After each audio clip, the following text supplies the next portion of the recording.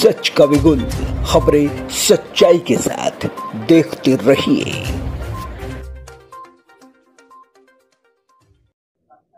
Thane police आयुक्तालयामध्ये Kasarvadavali police स्टेशनच्या हद्दीमध्ये दिनांक 21/12/23 रोजी तिहेरी खून झाले होते। या ठिकाणी पत्नी आणि 2 मुलं स्वतःची यांचा खून करून आरोपी पसार झाला होता।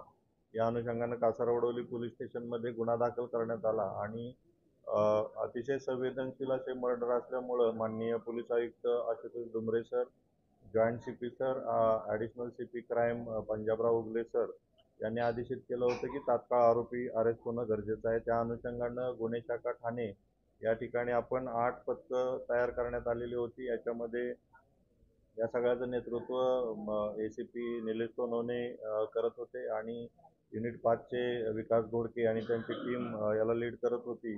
यामध्ये सदरचा आरोपीचा ज्यावेळेस पळून गेला त्यावेळेस आपण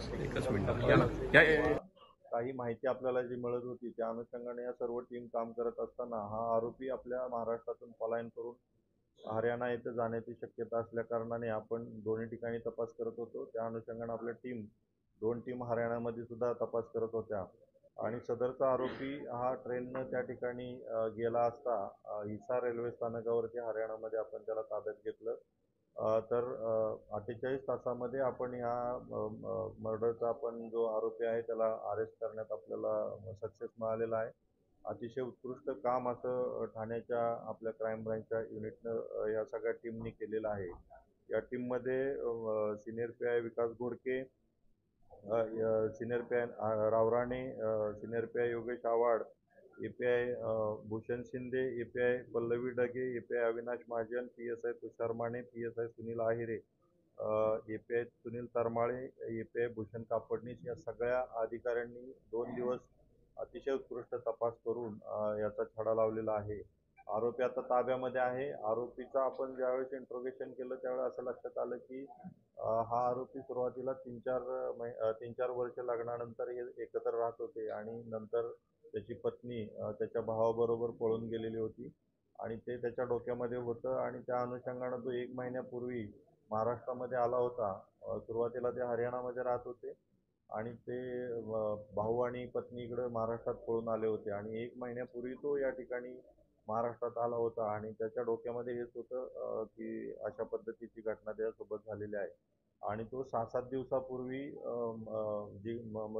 कोणाची जी घटना झाली त्याच्या 6-7 दिवसापूर्वी पासून त्यांच्याबरोबर राहायला आला आणि त्याच्या ज्या दिवशी खून झाले त्या दिवशी सकाळी याचं आणि पत्नीचं भांडण झालं।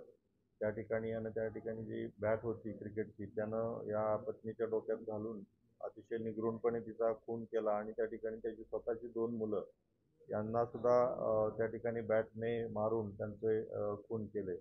तर अतिशय निगरूनपणे हे खून झालेले होते। अतिशय संवेदनशील घटना ठाण्यामध्ये झाली होती। याचा तपास करून ह्या सगळ्या युनिटनी तात्काळ आपले जे क्राईम ब्रँचने या ठिकाणी आपण आरोपी अरेस्ट केलेला आहे। त्याच्यामध्ये आपण आणखी तपास करत आहे आणि अतिशय चांगले स्ट्रॉंग एव्हिडन्सेस प्रोड्यूस करून याला चांगल्या पद्धतीनं कन्व्हिक्शन कसं होईल या पद्धतीनं आपण तपास करणार आहोत।